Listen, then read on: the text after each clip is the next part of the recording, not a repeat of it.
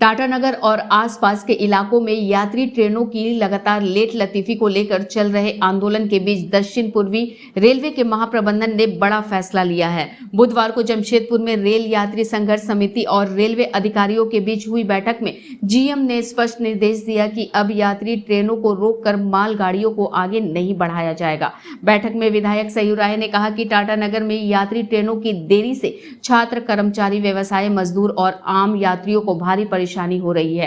उन्होंने रेलवे से मांग की कि यात्री ट्रेनों को प्राथमिकता दी जाए और मालगाड़ियों के कारण होने वाली देरी को तत्काल रोका जाए। रेल जीएम ने संघर्ष समिति की मांग को स्वीकार करते हुए रेलवे अधिकारियों को निर्देश दिया कि किसी भी परिस्थिति में यात्री ट्रेनों को खड़ा कर मालगाड़ी को पास नहीं कराया जाएगा। साथ ही इस व्यवस्था की निगरानी के लिए जमशेदपुर में एक पूर्णकालीन पब्लिक रिलेशन इंस्पेक्टर नियुक्त करने का भी निर्देश दिया गया। यह अधिकारी प्रतिदिन ट्रेनों की आवाजाही, लेट लतीफी और परिचालन की जानकारी प्रेस तथा संघर्ष समिति को देगा। बैठक में संघर्ष समिति के संयोजक शिवशंकर सिंह ने कहा कि यात्रियों को सबसे ज्यादा परेशानी टाटानगर के आसपास के स्टेशनों से होती है। चांडिल, कांड्रा, गमरिया और राखा माइंस तक ट्रेन समय पर पहुंच जाती है, लेकिन वहां से टाटानगर आने में कई घंटे लग जाते हैं। इस पर रेल जीएम ने आश्वासन दिया कि इन ट्रेनों की रोजाना समीक्षा की जाएगी और समय पालन सुनिश्चित किया जाएगा। बैठक में रेलवे के वरिष्ठ अधिकारियों के साथ संघर्ष समिति के सदस्य भी मौजूद रहे। अंत में विधायक सयूर राय ने रेलवे प्रशासन को धन्यवाद देते हुए कहा कि समिति फिलहाल रेलवे के आश्वासन पर नजर रखेगी और उसके बाद आगे की रणनीति तय करेगी।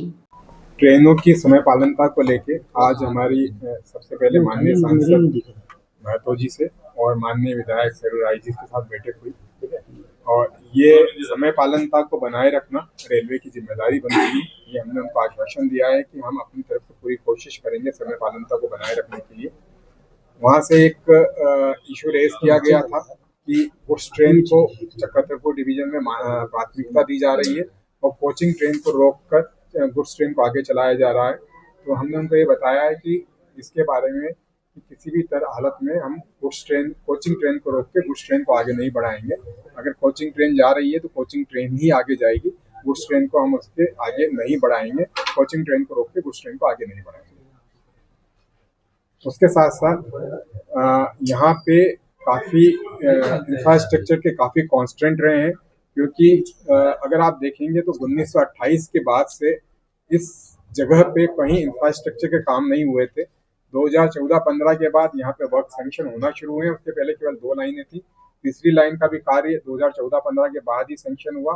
उसके अलावा भी यहाँ पे बहुत सारे इंफ्रास्ट्रक्चर के कॉन्स्टेंट थे। तो हमने माननीय सांसद जी को भी जो उनके निर्देश में उनके अथक प्रयासों से काफ़ी कुछ वर्क सैंक्शन हुए हैं। साथ ही माननीय विधायक जी को भी हमने उनसे अवगत कराया कि हमने क्या क्या स्टेप्स लिए हैं रेलवे ने कि उन इंफ्रास्ट्रक्चर के काम को हम पूरा करें। एक लॉन्ग टर्म प्लानिंग की गई है कि जितने भी हमारे 3rd लाइन के काम, 4th लाइन के काम, कुछ स्टेशनों के लूप लाइन बनाने के काम, कुछ में रेल फ्लाईओवर्स बनाना जिससे कि सरफेस क्रॉसिंग को अवॉइड कर सकें हम लोग।